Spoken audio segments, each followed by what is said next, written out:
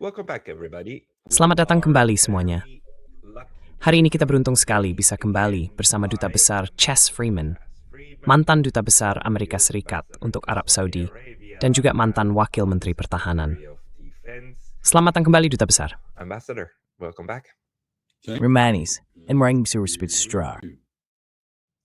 Chas, you are also one of Chas, Anda juga termasuk salah satu orang di Amerika Serikat yang tentu saja di dalam pemerintahan punya banyak pengalaman dengan Tiongkok. Anda pernah menjadi penerjemah untuk Presiden Nixon waktu beliau berkunjung ke Tiongkok pada tahun 70-an. Bagaimana Anda melihat pertemuan Presiden Trump dengan Presiden Xi saat ini? of Trump with Mr. Xi. Well, I think it was not unimportant. Menurut saya, hal itu tidak bisa dibilang tidak penting. Pertama, ini adalah pertama kalinya dalam 9 tahun seorang presiden Amerika berkunjung ke Beijing. Kedua, dia datang ke Beijing benar-benar untuk bertemu Xi Jinping sebagai sesama pemimpin yang setara, tanpa ada hierarki. Ketiga, saya rasa kunjungan itu menunjukkan pengakuan dari Donald Trump, meskipun mungkin tidak dari semua orang di pemerintahannya, bahwa kita tidak bisa mengabaikan China. Ada terlalu banyak masalah di dunia yang tidak bisa diselesaikan tanpa kontribusi dari China. China sekarang adalah kekuatan dunia. Kalau kita mendefinisikan kekuatan dunia sebagai negara yang kepentingannya harus diperhitungkan di hampir setiap isu di seluruh dunia, maka China memang masih kekuatan dunia yang lemah. Tapi tetap saja, itu adalah kekuatan dunia.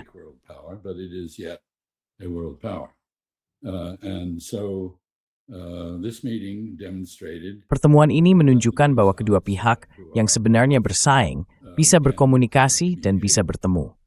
Akan ada pertemuan lain pada tanggal 24 September di Gedung Putih.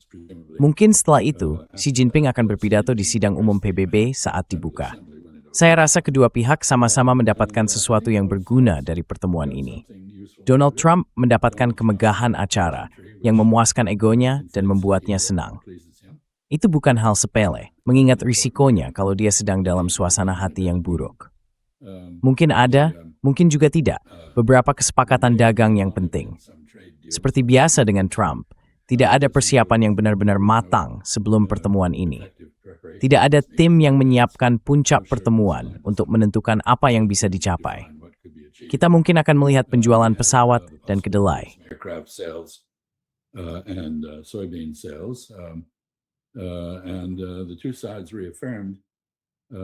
Kedua pihak menegaskan kembali kepentingan bersama dalam pembukaan Selat Hormuz.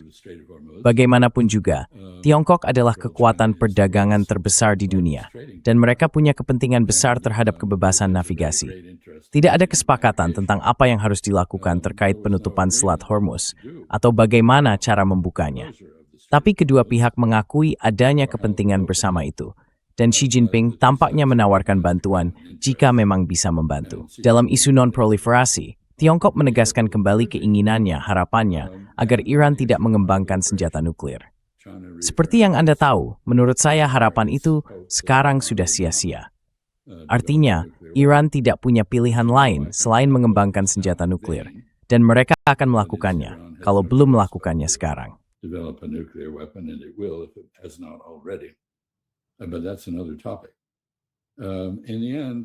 Tapi, itu topik lain. Pada akhirnya, kedua pihak, dengan kata lain, menegaskan kembali status hubungan mereka saat ini sebagai hubungan yang bersifat kompetitif, tapi tetap mengakui adanya kepentingan bersama. Dari sisi Tiongkok, Xi Jinping mendapat kesempatan untuk tampil sebagai negarawan yang menyambut Donald Trump dalam posisi yang setara. Itu memperkuat prestis Tiongkok. Ia juga punya kesempatan untuk menyampaikan kebijakan Tiongkok yang berfokus pada stabilitas dan perdamaian, bukan pada gangguan atau konfrontasi, sekaligus membedakan dirinya dari Donald Trump dan Amerika Serikat dalam hal itu. Dan tentu saja, ia mendapat kesempatan penting untuk secara langsung menjelaskan kepada Donald Trump betapa pentingnya isu Taiwan bagi Tiongkok.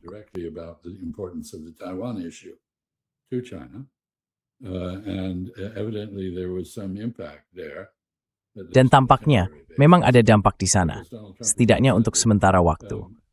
Karena sekarang, Donald Trump mengatakan bahwa dia tidak melihat alasan untuk mendukung kemerdekaan atau memulai perang dengan Tiongkok soal status Taiwan. Jadi, masih ada beberapa keputusan yang harus dia buat terkait penjualan senjata ke Taiwan. Dia mengklaim belum membuat keputusan itu. Saya menduga suasana politik di Washington akan memaksanya untuk menjual senjata tersebut. Tapi dia jelas sudah memahami risikonya sekarang, bahwa hal ini bisa menyeret Amerika Serikat ke dalam perang, 9.500 mil jauhnya dari Washington. Jadi, ini bukan peristiwa sepele, meskipun tidak banyak diberitakan. Dampak utamanya justru mengalihkan perhatian dari berkas Epstein dan perang di Asia Barat untuk sementara ke sebuah pertunjukan di Beijing, yang tentu saja dikelola dengan keterampilan khas Tiongkok.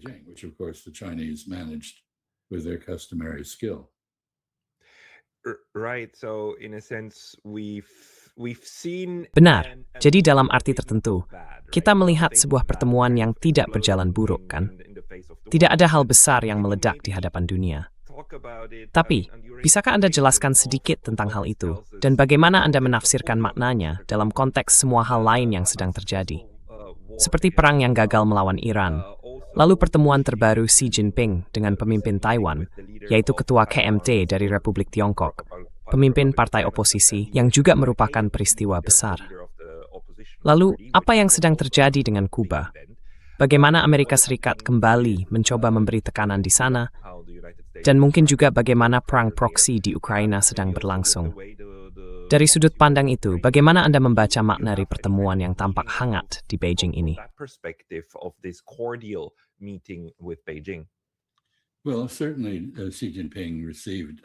Ya, tentu saja Xi Jinping menyambut Donald Trump dengan penuh keramahan, dan itu adalah penampilan yang baik dari pihaknya.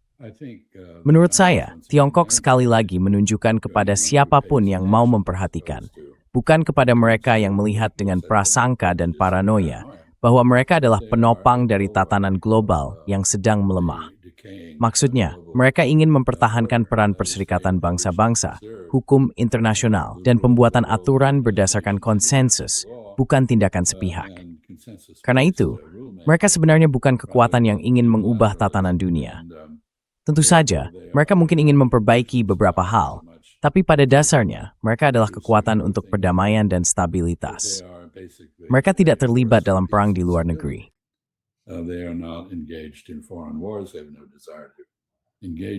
Mereka sama sekali tidak punya keinginan untuk terlibat dalam hal itu, dan seterusnya.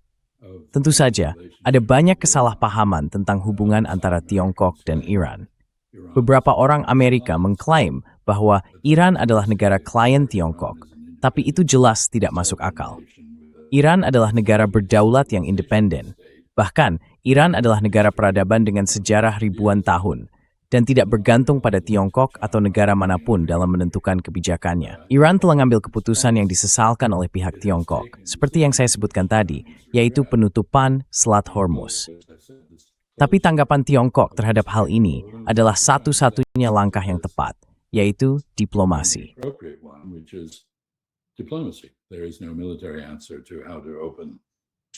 Tidak ada solusi militer untuk membuka Selat Hormuz. Tapi Anda siap mengakomodasi kepentingan nasional Iran dan mencari kesepakatan dengan mereka, di mana dengan biaya kecil, kapal bisa melintas di selat itu. Ironisnya, justru sekarang yang paling banyak menghalangi jalur di selat itu adalah Amerika Serikat, bukan Iran.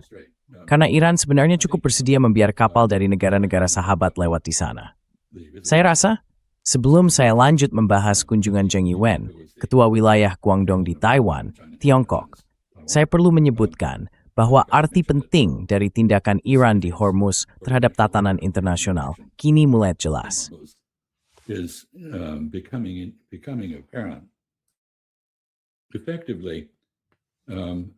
Secara efektif, dunia sudah beroperasi di bawah aturan yang awalnya ditetapkan oleh Angkatan Laut Inggris dan kemudian oleh Angkatan Laut Amerika sejak tahun 1763. Saat itu, Perang 7 tahun berakhir, dan Inggris berhasil mengalahkan Prancis di lautan. Sesuatu yang mereka tegaskan lagi di pertempuran Trafalgar pada tahun 1805. Tongkat estafet dominasi maritim global berpindah ke Amerika Serikat pada bulan Maret tahun 1943 saat saya lahir, bertepatan dengan pertempuran Laut Bismarck. Di sana, Angkatan Laut Jepang mencapai batas terjauhnya di Pasifik Selatan setelah sebelumnya mengalahkan Inggris. Jadi pada dasarnya, kendali atas hegemoni maritim dunia berpindah ke Amerika Serikat. Dan sejak saat itu, kita menjalankan peran itu hingga sekarang. Topsy itu ada berubah. Isasting Morfin Plus. Every with Tortout, Itapen Smith Meal, Nining our Hankum Bramvdi, the Skumdu. Established by the range of cannons. In the late 20th. Pada akhir abad ke-20, sekitar tahun 80-an, ada sebuah kompromi politik tentang batas 12 mil laut, yang sebenarnya punya dasar empiris sama sekali. Tapi sekarang kita lihat, rudal bisa menyerang kapal sampai jarak 2.000 km, atau sekitar 1.500 mil, dan drone bisa mencapai jarak 300 km, atau 200 mil. Hal ini membuat Angkatan Laut Amerika Serikat harus menjaga jarak. Dan artinya, kekuatan di darat sekarang bisa, seperti yang ditunjukkan oleh kelompok Houthi, maksud saya Allah di Laut Merah, memblokade selat dari daratan. Ini membuat tindakan Amerika Serikat yang dulu menenggelamkan Angkatan Laut Iran jadi tidak relevan lagi dalam hal dampaknya. Ini menciptakan sebuah preseden. Dan sekarang kita mendengar Indonesia dan negara lain mulai membicarakan soal mengenakan biaya di Selat Malaka atau Selat Lombok atau selat-selat lain yang melintasi kepulauan Indonesia. Saya rasa kita sudah melihat sebuah presiden yang kemungkinan besar akan diikuti. I think we've seen a precedent set that is likely to be followed, and it really marks the end of 263. Dan ini sebenarnya menandai berakhirnya 263 tahun hegemoni maritim Anglo-Amerika. Atau mungkin bukan benar-benar akhir, tapi awal dari akhirnya. Lalu tadi Anda bertanya, saya rasa tentang arti penting isu Taiwan dalam konteks saat ini. Menurut saya, Donald Trump jelas tidak menganggap perlu membela Taiwan dari upaya Tiongkok untuk menyelesaikan perang saudara mereka dengan cara mengintegrasikan kembali Taiwan. Taiwan tentu saja sudah menjadi masyarakat yang sangat berbeda. Ia punya demokrasi yang kuat, makmur, egaliter, dan dalam banyak hal sangat mengagumkan. Tapi Donald Trump tidak peduli dengan hubungan ideologis. Jadi ini menjadi dilema menurut saya bagi Jepang tempat Anda berada, karena Perdana Menteri telah ikut campur dalam isu penyelesaian perang saudara Tiongkok dengan cara yang justru meracuni hubungan antara Tiongkok dan Jepang. Sino-Japanese relations, and Taiwan is strategically. Taiwan punya arti strategis yang penting bagi Jepang, dan itu sudah berlangsung sejak lama. Dulu, Belanda memulai pembukaan pelabuhan perjanjian di Jepang dari Taiwan. Dan Taiwan, tentu saja, kemudian menjadi titik awal bagi gerak maju Jepang ke Filipina dan wilayah lain di Asia Tenggara selama Perang Dunia Kedua. Jadi, nilai strategisnya bagi Jepang memang tidak bisa disangkal. Tapi sekarang, arti strategis itu harus dihadapi dalam konteks yang agak kurang percaya diri. Mungkin poin terakhir yang ingin saya sampaikan, karena tadi Anda sebenarnya menggabungkan 14 pertanyaan dalam satu pernyataan, adalah bahwa secara keseluruhan, yang terlihat di sana adalah rasa percaya diri dari pihak Tiongkok. Mereka menyambut Donald Trump dengan penuh keyakinan. Bahkan ketika mereka menerima Menteri Luar Negeri Marco Rubio, thanks to embedded rektar atau ideogram yang digunakan untuk menulis komanyu. Dadwith keluar enam yang subhamri the kuis karakter terbost everything growth, himaha, da super, warga digamard. Rude, and so forth. Oh, tunggu. Tapin still. Pedek kangsi iskuspor. They changed the ideogram. Merba ideogram untuk misgawiu, langkau yang sangat halus untuk menyebutkan temajap daw di bawah sanksi. Tapi, itlap mengizin gropisuk tuan tak forvir klasa terfar. Under a different Chinese character. Sorry. Maaf, saya nggak tahu soal itu. Jadi ada sanksi dari Tiongkok terhadap Marco Rubio ya? Rubio actually. Yes, he has been under sanction, I think, since. Ya, dia sudah dikenai sanksi. Kalau tidak salah sejak tahun 2021 karena pernyataan dan sikapnya yang sangat anti-Tiongkok serta berbagai klaim yang tidak punya dasar. Uangnya sempat dibekukan. Dia masih berada di bawah sanksi, tapi sekarang tampaknya dia mengganti namanya. Atau mungkin ada orang lain yang menggantinya untuk dia, dan itu seolah menyiasati masalahnya. Bagaimanapun saya pikir soal Ukraina, Rasa percaya diri itu juga akan terlihat dalam kunjungan Vladimir Putin ke Beijing yang akan datang. Kalau tidak salah, itu minggu depan ya, hari Rabu betul. Jadi bisa dibilang, Tiongkok mulai perlahan keluar dari sikap diplomatiknya yang biasanya pasif. Saya ingat setelah peristiwa 11 September, saya sempat terjebak di Beijing. Waktu itu saya banyak berbincang dengan Jiang Zemin, dengan Menteri Luar Negeri Li Zhaoxing, dan juga beberapa orang dari kan intelijen. With various people in the intelligence community, I said to them,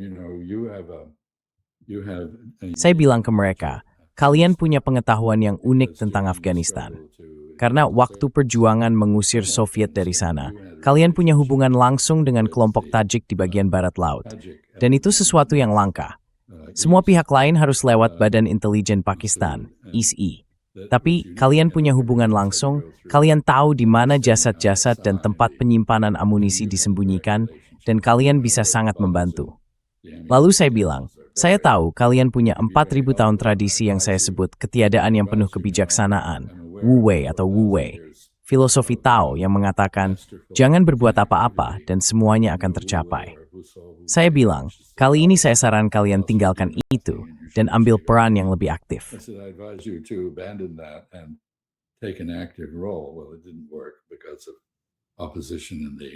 Ya, itu tidak berhasil karena ada penolakan dari pihak Amerika Serikat untuk bekerja sama dengan Tiongkok. Tapi saya pikir sekarang Tiongkok sudah keluar dari masa diam diplomatiknya. Kita bisa lihat aktivitas diplomatik mereka beberapa tahun lalu, misalnya saat mereka menengahi rekonsiliasi antara Arab Saudi dan Iran. Sekarang hal itu juga terlihat dalam kebijakan mereka terhadap Ukraina, terhadap Iran, terhadap perang di Iran, serta upaya mereka bersama Rusia, Iran, Arab Saudi, dan pihak lain untuk membangun arsitektur perdamaian dan keamanan pasca perang Iran di Teluk Persia. Ini sebenarnya sesuatu yang, secara terpisah, sudah pernah diusulkan oleh Tiongkok, Rusia, dan Iran di masa lalu. Titik kesamaan di antara mereka adalah bahwa rencana itu tidak akan melibatkan kehadiran militer Amerika. That this would not involve an American military presence. That would be gone. And I see circumstantial evidence. Itu akan hilang. Dan yang saya lihat hanyalah bukti tidak langsung. Itu saja. Saya tidak bisa memastikan apa yang sebenarnya terjadi di bawah permukaan. Karena saya hanya seorang individu yang mencoba membaca tanda-tanda, saya tidak punya akses ke intelijen rahasia. Menurut saya, ada bukti yang terlihat dari keputusan Kuwait dan Arab Saudi yang melarang penggunaan pangkalan di wilayah mereka atau penerbangan di atas wilayah udara mereka oleh Amerika Serikat jika itu ditujukan ke Iran. Dan ada juga bukti dari pernyataan serta perilaku Qatar yang menunjukkan bahwa ketiganya setidaknya sedang melakukan pembicaraan diam-diam dengan Iran tentang apa yang akan dilakukan setelah perang berakhir. Dan yang jelas, setelah perang nanti, tidak akan ada lagi kehadiran militer Amerika di wilayah mereka. The continuing American presence on their territory. UAE is a separate issue. Uni Emirat Arab adalah persoalan yang terpisah. Negara itu sudah sangat terikat dengan hubungan barunya bersama Israel. Sekarang kita tahu, meskipun UAE membantahnya, Perdana Menteri Israel, Tuan Netanyahu, Kepala Mossad, Tuan Barnea, Menteri Pertahanan, Tuan Gallant, dan Kepala Staf Militer Israel. Namanya saya lupa, tapi orangnya tampak sangat terhormat. Semuanya pernah berada di UAE selama masa perang. Kita juga melihat sistem pertahanan Iron Dome yang menangkis drone dan rudal jelajah dikerahkan di sana. Jadi, UAE dipenuhi oleh keinginan, menurut saya, keinginan yang sia-sia dan penuh fantasi untuk membalas dendam terhadap Iran. Negara itu ikut ambil bagian bersama Amerika Serikat dalam serangan terhadap Iran dan kemungkinan juga bersama Israel.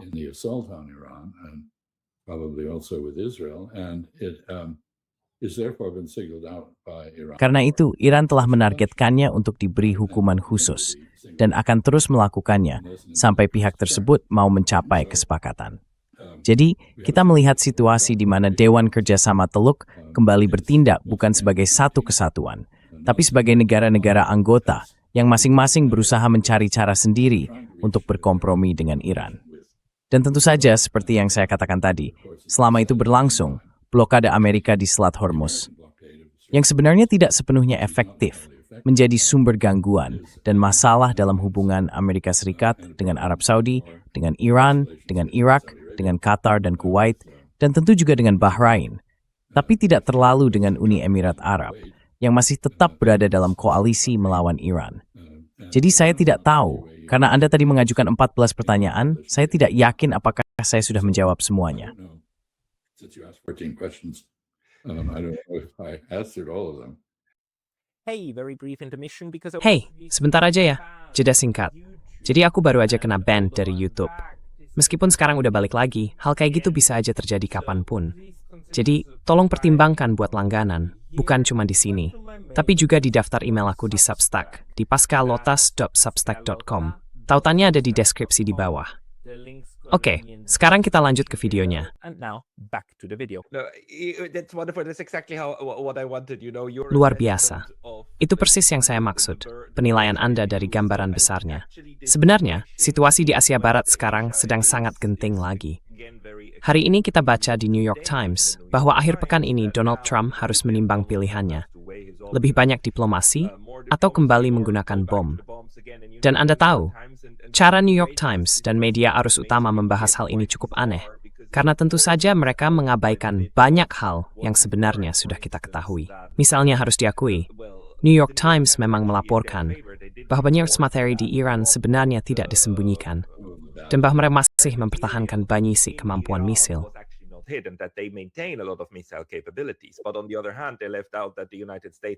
Tapi di sisi lain, mereka tidak menyebutkan bahwa Amerika Serikat sebenarnya mulai kehabisan banyak hal.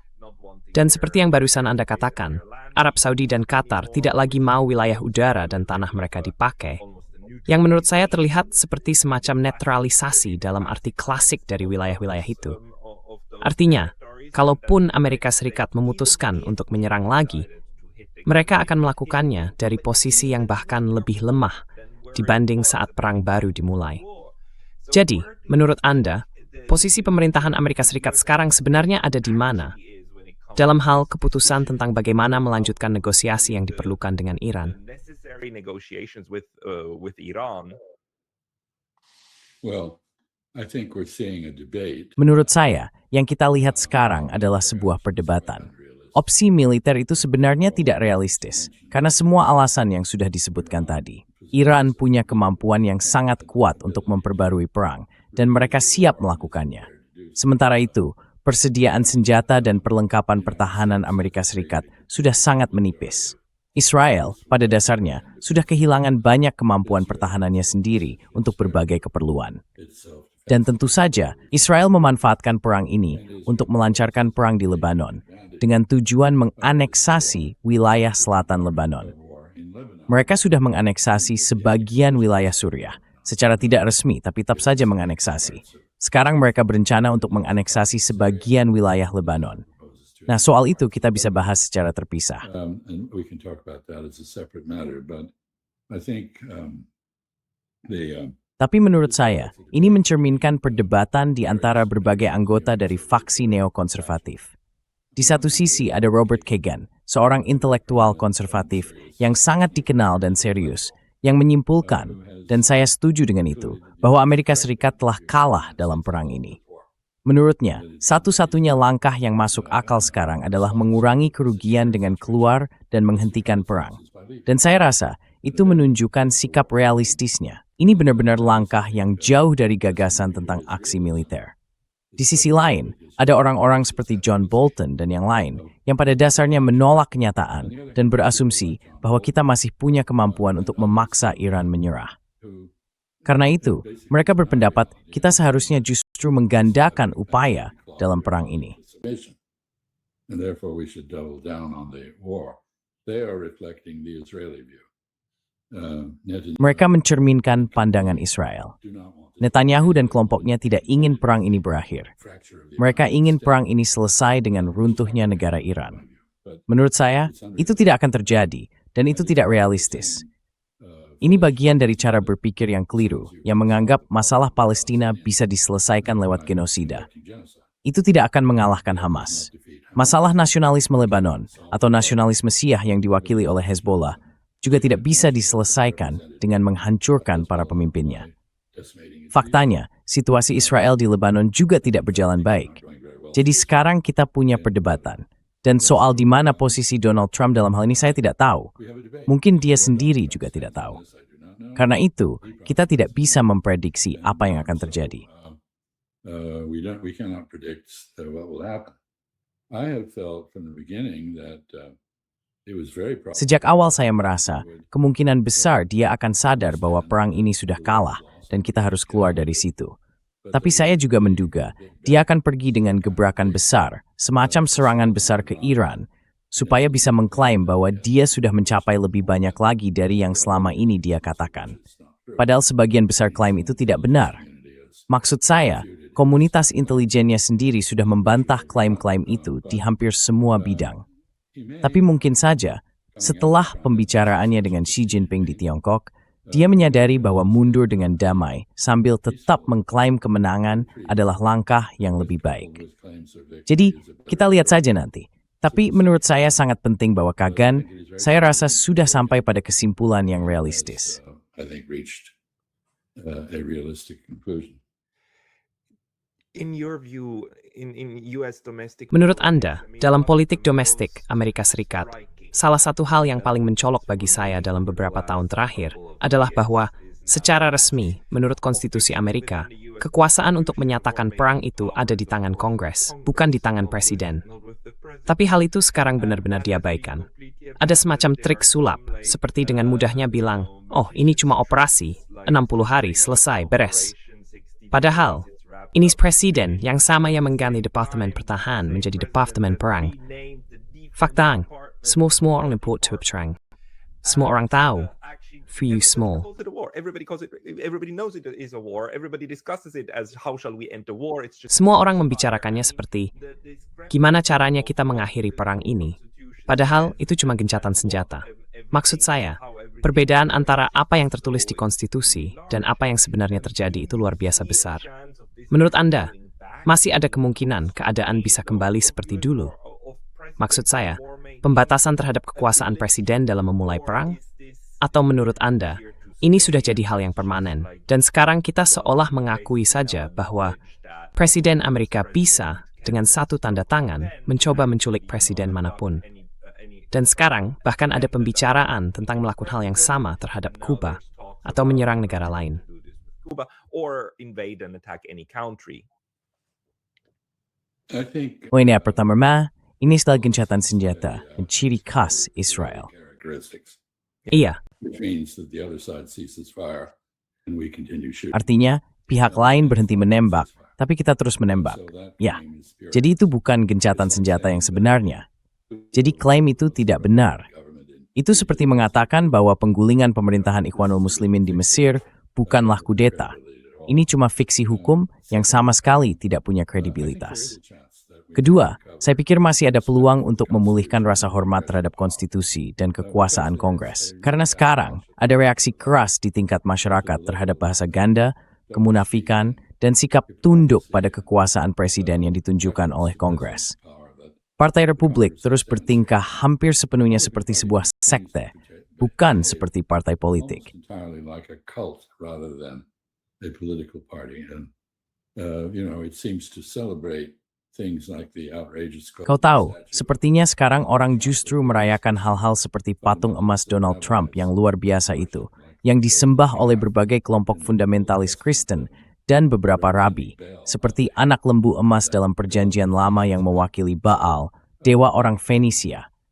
Jadi menurut saya, kita sedang berada dalam proses pemilihan umum. Pemilu adalah cara demokrasi memperbaiki ketiadaan prinsip dan pemerintahan yang buruk. Kita memang sedang kekurangan prinsip, pemerintahan kita juga buruk. Tapi saya pikir masih ada peluang untuk memperbaikinya. Saya mengatakan ini karena saya melihat berbagai calon mulai bermunculan, entah dari mana. Dan mereka berpendapat bahwa para elit politik telah mengabaikan keinginan rakyat dan tidak peduli pada kesejahteraan mereka. The wishes of the people and is indifferent to their welfare. And this dovetails with the development of plutocracy. Dan hal ini sejalan dengan berkembangnya plutokrasi di Amerika Serikat, di mana 1/10 dari 1% orang terkaya pada dasarnya bisa mengarahkan politik kita. Dan itu menimbulkan rasa kesal yang sangat dalam. Faktanya, fenomena inilah yang membuat Donald Trump terpilih. Jadi saya pikir kita sebenarnya mampu berubah. Saya tidak memprediksikannya, saya juga tidak yakin itu akan terjadi, tapi saya tidak menganggapnya mustahil. Namun, kita memang melihat, menurut saya, Pascal, ada kecenderungan umum di seluruh dunia, baik di Amerika Serikat, di Eropa, di India maupun di Israel, di mana para elit politik beroperasi tanpa pengawasan dan tanpa keseimbangan kekuasaan, serta mengabaikan masyarakat biasa. Bentuknya memang berbeda-beda di setiap tempat. Common folk, it takes a different form in different places. In Europe, you have European Commission bureaucracy. Di Eropa, ada birokrasi Komisi Eropa yang beroperasi dengan cara yang sama sekali tidak demokratis, dan karena itu banyak orang sangat tidak menyukainya. Di India, kita melihat munculnya Partai Bharatiya Janata, partainya Modi, yang hampir menjadi pengendali tunggal negara India. Mungkin juga ada sedikit sentimen nasionalis dan populisme yang berkembang di Jepang. Saya tidak tahu cukup banyak untuk berdebat soal itu, tapi saya rasa kita sedang menyaksikan runtuhnya demokrasi, pemerintahan konstitusional, dan rasa hormat terhadap supremasi hukum secara umum dan di berbagai belahan dunia. Dalam konteks itu, saya merasa cukup terhibur melihat tokoh seperti Pedro Sanchez dari Spanyol yang berusaha melawan tren ini, dan negara-negara demokrasi teladan seperti Uruguay yang jarang dibicarakan, ikut menegaskan kembali prinsip-prinsip demokrasi konstitusional dalam sebuah kelompok. Jadi, saya every step forward no berhayar. In a group. So, I don't think it's over yet. Okay, that's I'm glad to hear that. Oke, saya senang mendengarnya.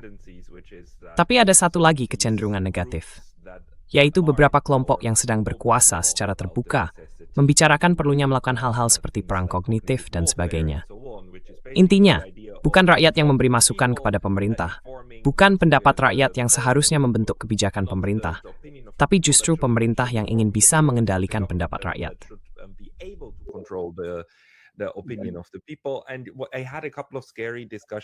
Belakangan ini, saya sempat punya beberapa percakapan yang cukup menegangkan.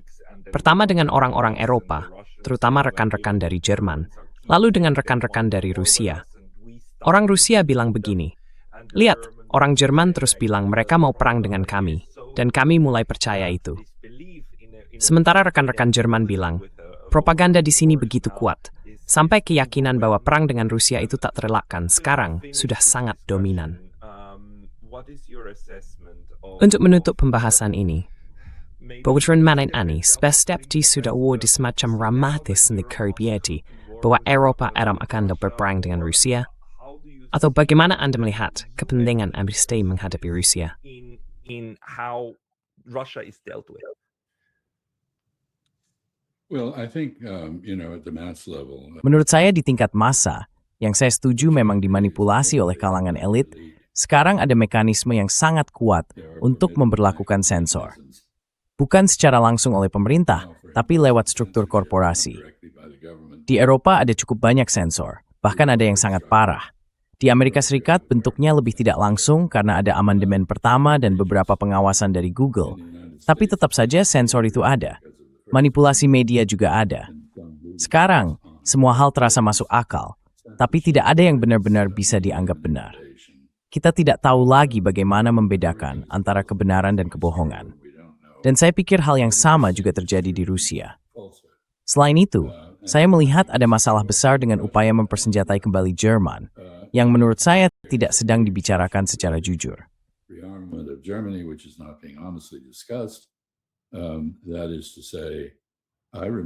Maksud saya begini, saya ingat waktu saya merancang apa yang kemudian dikenal sebagai Partnership for Peace, dan mencoba mencari tahu apa yang harus dilakukan dengan NATO setelah Perang Dingin. Salah satu kekhawatiran besar saat itu adalah, kalau Amerika Serikat tidak hadir di Eropa, maka kita tidak akan bisa menyeimbangkan posisi Jerman terhadap negara-negara lain yang lebih kecil atau menengah. Akibatnya, bisa muncul hegemoni Jerman di Eropa. Dan orang Jerman sendiri waktu itu juga khawatir soal itu. Mereka ingin Amerika Serikat tetap ada di sana, sebagian karena alasan itu. Menurut saya, sekarang semua itu sudah berubah. Dan saya tidak percaya ada keniscayaan akan terjadi perang antara Rusia dan negara-negara Eropa lainnya. Menurut saya itu omong kosong. I think that's nonsense. But I think we're going to see political changes in Western Europe. Maybe Eastern Europe is already a different factor. I mean, look at the German elections and what happens to Alternative für Deutschland in the eastern part of Germany. But anyway, I think we're going to see a turn away from this kind of ridiculous, not ridiculous because it's not funny, terrible posturing on a military basis, confrontational politics, towards some kind of greater realism, which involves diplomacy. Maybe Europe will discover diplomacy again. Seems to have forgotten it, and the United States is totally incompetent at it. You know that we have 115 embassies now without ambassadors. Really? We have, out of 182, I believe. We just don't. There was no professional diplomat involved. Sejauh yang saya tahu, tidak ada diplomat profesional yang terlibat dalam kunjungan Trump ke Beijing. Tidak ada tim Sherpa yang menyiapkan pertemuan puncak itu. Semuanya disusun secara mendadak di menit-menit terakhir.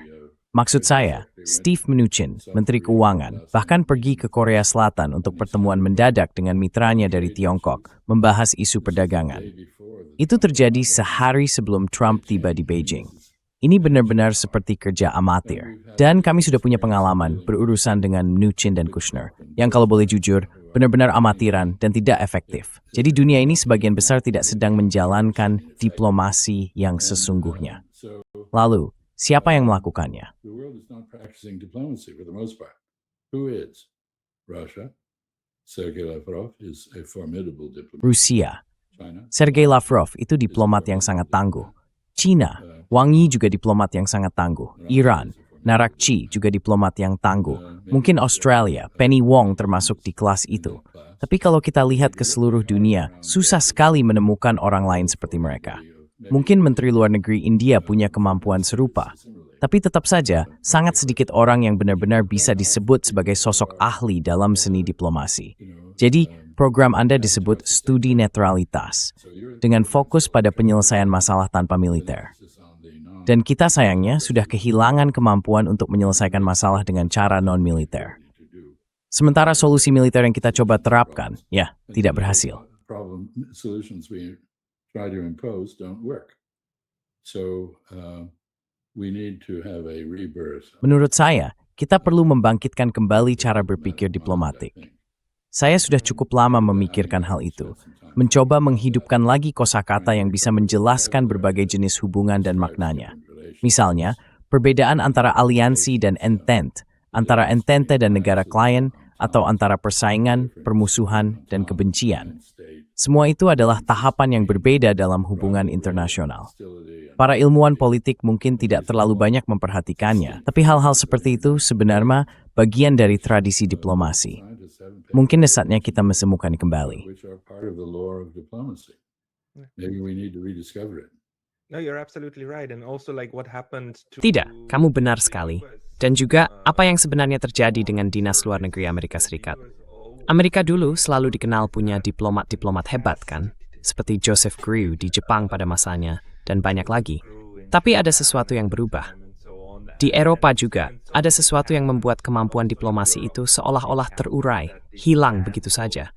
Mungkin kita perlu mencari tahu apa yang sebenarnya terjadi. Tapi itu jelas pembahasan untuk lain waktu. Karena sekarang bukan saatnya. Kamu sudah beri pantas untuk menikmati makan malam minumanmu.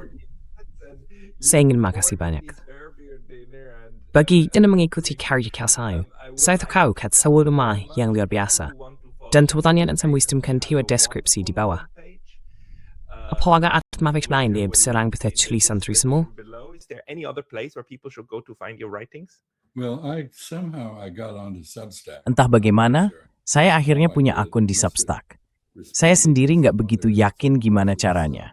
Mungkin waktu itu saya menanggapi postingan orang lain.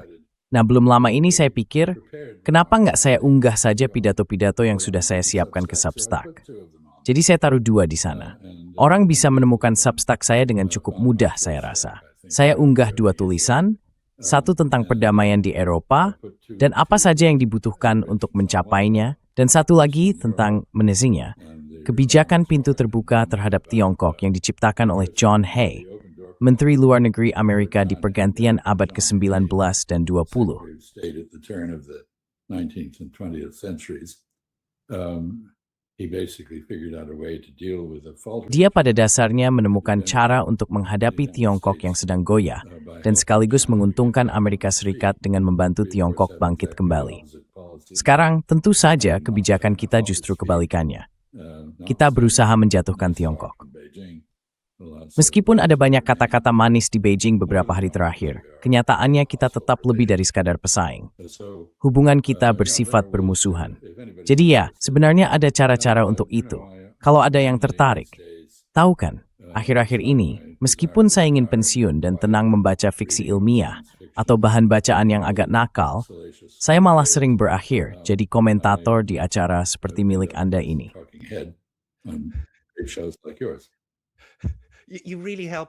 Kamu benar-benar membantu kami. Tahu kan, politik sehari-hari sekarang ini rasanya seperti cerita fiksi George Orwell di masa lalu. Dan kami butuh bantuan dari orang-orang untuk menafsirkan. Dan ini semua Eating Animal Farm. Itu bacaan yang sangat penting. Bermaistingnya Rome now debut Awards. Ya, if ants, sekarang sebut stiksian. Terima kasih, Tabasa Freeman. Amak home trail. See you next time. Bagus, kau Pascal Lotas Batsimana. Pascal.